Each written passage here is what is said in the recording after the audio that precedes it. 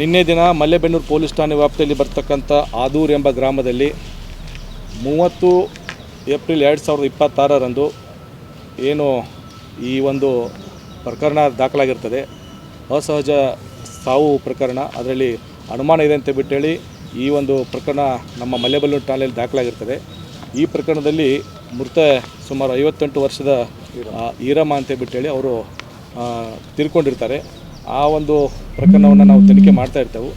ಆ ಸಂದರ್ಭದಲ್ಲಿ ಏನು ಮೃತರ ಮಕ್ಕಳು ನಿನ್ನೆ ದಿನ ಏಕಾಏಕಿ ಏನು ಶವವನ್ನು ಹೊರತೆಗೆದು ಅದನ್ನು ಮತ್ತೆ ಪೋಸ್ಟ್ ಮಾರ್ಟಮ್ ಮಾಡಬೇಕಂತ ಹೇಳಿ ತೊಗೊಂಬರ್ತಾರೆ. ಸಂದರ್ಭದಲ್ಲಿ ಮಾಹಿತಿ ತಿಳಿದ ಪೊಲೀಸರು ತಕ್ಷಣ ಕಾರ್ಯಪ್ರವೃತ್ತರಾಗಿ ಶವವನ್ನು ವಶಕ್ಕೆ ಪಡೆದುಕೊಂಡು ನಾವು CJ ಹಾಸ್ಪಿಟ್ಲಲ್ಲಿ ಅದನ್ನು ಇಟ್ಟು ತದನಂತರ ಸೂಕ್ತ ಕಾನೂನು ಕ್ರಮ ಕೈಗೊಂಡು ಈಗಾಗಲೇ ನಾವು ಪ್ರಕರಣ ದಾಖಲಿಸಿಕೊಂಡು ತನಿಖೆಯನ್ನು ಕೈಗೊಳ್ತಾ ಇದ್ದೆವು.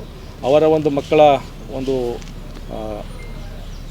ಅಲಿಗೇಷನ್ ಏನಂತಂದರೆ ಸರಿಯಾಗಿ ತನಿಖೆ ಆಗಿಲ್ಲ ಅಂತ ಬಿಟ್ಟೇಳಿ ನಮ್ಮ ಎಲ್ಲ ಅಧಿಕಾರಿಗಳು ಕೂಡ ಅವರಿಗೆ ನಿರಂತರವಾಗಿ ಸಂಪರ್ಕದಲ್ಲಿದ್ದು ಅವರು ಅನುಮಾನ ಆಗಿದೆ ಅಂತ ಬಿಟ್ಟೇಳಿ ಒಂದಿಷ್ಟು ಜನರನ್ನು ಹೆಸರಿಸಿ ಪ್ರಕರಣ ದಾಖಲಿಸಿದರು.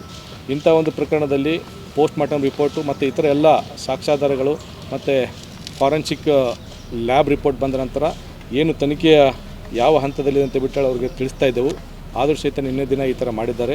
ಅವರಿಗೆ ಇದಕ್ಕೆ ಸಂಬಂಧಪಟ್ಟಂಥ ಪ್ರಕರಣ ಕೂಡ ದಾಖಲಿಸಿಕೊಂಡು ತನಿಖೆಯನ್ನು ಕೈಗೊಳ್ತಿದ್ದೆವು. ಮತ್ತು ಅವ್ರಿಗೆ ಏನಾದರೂ ಅಲಿಗೇಷನ್ ಇದ್ದರೆ, ತನಿಖೆ ಬಗ್ಗೆ ಇದ್ದರೆ ಖಂಡಿತವಾಗಲೂ ಮುಂದಿನ ದಿನಗಳಲ್ಲಿ ನಾವು ತನಿಖೆಯನ್ನು ಆ ನಿಟ್ಟಿನಲ್ಲಿ ಕೈಗೊಂಡು ನಿಷ್ಪಕ್ಷಪಾತವಾಗಿ ತನಿಖೆಯನ್ನು ಕೈಗೊಳ್ತಾ ಇದ್ದೀವಿ. ಆಗಿದೆ. ಅದು ಕೂಡ ನಮ್ಮ ಅಸಿಸ್ಟೆಂಟ್ ಕಮಿಷನರಿಂದ ಇನ್ಕ್ವೆಸ್ಟ್ ಮಾಡಿಸ್ಬಿಟ್ಟು ಅದನ್ನು ಕೂಡ ತನಿಖೆಯನ್ನು ಕೈಗೊಂಡು ಪ್ರಕರಣ ದಾಖಲಿಸ್ಕೊಂಡು ತನಿಖೆಯನ್ನು ಕೈಗೊಳ್ತಾರೆ.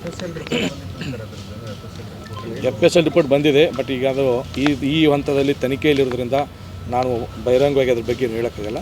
ತನಿಖೆಯ ನಿಷ್ಪಕ್ಷಪಾತವಾಗಿ ಮುಂದಿನ ದಿನಗಳಲ್ಲಿ ಕೈಗೊಳ್ತೀವಿ. ನಿನ್ನೆ ದಿನ ಮಲ್ಲೇಬೆನ್ನೂರು ಪೊಲೀಸ್ ಠಾಣೆ ವ್ಯಾಪ್ತಿಯಲ್ಲಿ ಬರ್ತಕ್ಕಂಥ ಆದೂರು ಎಂಬ ಗ್ರಾಮದಲ್ಲಿ 30 ಏಪ್ರಿಲ್ 2026ರಂದು ಏನು ಈ ಒಂದು ಪ್ರಕರಣ ದಾಖಲಾಗಿರ್ತದೆ, ಅಸಹಜ ಸಾವು ಪ್ರಕರಣ. ಅದರಲ್ಲಿ ಅನುಮಾನ ಇದೆ ಅಂತ ಬಿಟ್ಟೇಳಿ ಈ ಒಂದು ಪ್ರಕರಣ ನಮ್ಮ ಮಲ್ಲೇಬೆನ್ನೂರು ಠಾಣೆಯಲ್ಲಿ ದಾಖಲಾಗಿರ್ತದೆ. ಈ ಪ್ರಕರಣದಲ್ಲಿ ಮೃತ ಸುಮಾರು 58 ವರ್ಷದ ಈರಮ್ಮ ಅಂತ ಬಿಟ್ಟೇಳಿ ಅವರು ತೀರ್ಕೊಂಡಿರ್ತಾರೆ. ಆ ಒಂದು ಪ್ರಕರಣವನ್ನು ನಾವು ತನಿಖೆ ಮಾಡ್ತಾ ಇರ್ತೇವೆ. ಆ ಸಂದರ್ಭದಲ್ಲಿ ಏನು ಮೃತರ ಮಕ್ಕಳು ನಿನ್ನೆ ದಿನ ಏಕಾಏಕಿ ಏನು ಶವವನ್ನು ಹೊರತೆಗೆದು ಅದನ್ನು ಮತ್ತೆ ಪೋಸ್ಟ್ ಮಾರ್ಟಮ್ ಮಾಡಬೇಕಂತ ಬಿಟ್ಟೇಳಿ ತೊಗೊಂಬರ್ತಾರೆ. ಸಂದರ್ಭದಲ್ಲಿ ಮಾಹಿತಿ ತಿಳಿದ ಪೊಲೀಸರು ತಕ್ಷಣ ಕಾರ್ಯಪ್ರವೃತ್ತರಾಗಿ ಶವವನ್ನು ವಶಕ್ಕೆ ಪಡೆದುಕೊಂಡು ನಾವು CJ ಹಾಸ್ಪಿಟ್ಲಲ್ಲಿ ಅದನ್ನು ಇಟ್ಟು ತದನಂತರ ಸೂಕ್ತ ಕಾನೂನು ಕ್ರಮ ಕೈಗೊಂಡು ಈಗಾಗಲೇ ನಾವು ಪ್ರಕರಣ ದಾಖಲಿಸಿಕೊಂಡು ತನಿಖೆಯನ್ನು ಕೈಗೊಳ್ತಾ ಇದ್ದೆವು.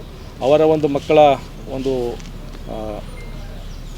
ಅಲಿಗೇಷನ್ ಏನಂತಂದರೆ ಸರಿಯಾಗಿ ತನಿಖೆ ಆಗಿಲ್ಲ ಅಂತ ಬಿಟ್ಟೇಳಿ ನಮ್ಮ ಎಲ್ಲ ಅಧಿಕಾರಿಗಳು ಕೂಡ ಅವರಿಗೆ ನಿರಂತರವಾಗಿ ಸಂಪರ್ಕದಲ್ಲಿದ್ದು ಅವರು ಅನುಮಾನ ಆಗಿದೆ ಅಂತ ಬಿಟ್ಟೇಳಿ ಒಂದಿಷ್ಟು ಜನರನ್ನು ಹೆಸರಿಸಿ ಪ್ರಕರಣ ದಾಖಲಿಸಿದರು. ಇಂಥ ಒಂದು ಪ್ರಕರಣದಲ್ಲಿ ಪೋಸ್ಟ್ ಮಾರ್ಟಮ್ ರಿಪೋರ್ಟು ಮತ್ತು ಇತರ ಎಲ್ಲ ಸಾಕ್ಷ್ಯಾಧಾರಗಳು ಮತ್ತು ಫಾರೆನ್ಸಿಕ್ ಲ್ಯಾಬ್ ರಿಪೋರ್ಟ್ ಬಂದ ನಂತರ ಏನು ತನಿಖೆಯ ಯಾವ ಹಂತದಲ್ಲಿದೆ ಅಂತ ಬಿಟ್ಟೇಳಿ ಅವ್ರಿಗೆ ತಿಳಿಸ್ತಾ ಇದ್ದೆವು. ಆದರೂ ಸಹಿತ ನಿನ್ನೆ ದಿನ ಈ ಥರ ಮಾಡಿದ್ದಾರೆ. ಅವರಿಗೆ ಇದಕ್ಕೆ ಸಂಬಂಧಪಟ್ಟಂಥ ಪ್ರಕರಣ ಕೂಡ ದಾಖಲಿಸಿಕೊಂಡು ತನಿಖೆಯನ್ನು ಕೈಗೊಳ್ತಿದ್ದೆವು. ಮತ್ತು ಅವ್ರಿಗೆ ಏನಾದರೂ ಅಲಿಗೇಷನ್ ಇದ್ದರೆ, ತನಿಖೆ ಬಗ್ಗೆ ಇದ್ದರೆ ಖಂಡಿತವಾಗಲೂ ಮುಂದಿನ ದಿನಗಳಲ್ಲಿ ನಾವು ತನಿಖೆಯನ್ನು ಆ ನಿಟ್ಟಿನಲ್ಲಿ ಕೈಗೊಂಡು ನಿಷ್ಪಕ್ಷಪಾತವಾಗಿ ತನಿಖೆಯನ್ನು ಕೈಗೊಳ್ತಾ ಇದ್ದೀವಿ. ಆಗಿದೆ. ಅದು ಕೂಡ ನಮ್ಮ ಅಸಿಸ್ಟೆಂಟ್ ಕಮಿಷನರಿಂದ ಇನ್ಕ್ವೆಸ್ಟ್ ಮಾಡಿಸ್ಬಿಟ್ಟು ಅದನ್ನು ಕೂಡ ತನಿಖೆಯನ್ನು ಕೈಗೊಂಡು ಪ್ರಕರಣ ದಾಖಲಿಸ್ಕೊಂಡು ತನಿಖೆಯನ್ನು ಕೈಗೊಳ್ತಾರೆ. FSL ರಿಪೋರ್ಟ್ ಬಂದಿದೆ. ಬಟ್ ಈಗ ಅದು ಈ ಹಂತದಲ್ಲಿ ತನಿಖೆಯಲ್ಲಿರೋದ್ರಿಂದ ನಾನು ಬಹಿರಂಗವಾಗಿ ಅದ್ರ ಬಗ್ಗೆ ಹೇಳೋಕ್ಕಾಗಲ್ಲ. ತನಿಖೆಯ ನಿಷ್ಪಕ್ಷಪಾತವಾಗಿ ಮುಂದಿನ ದಿನಗಳಲ್ಲಿ ಕೈಗೊಳ್ತೀವಿ.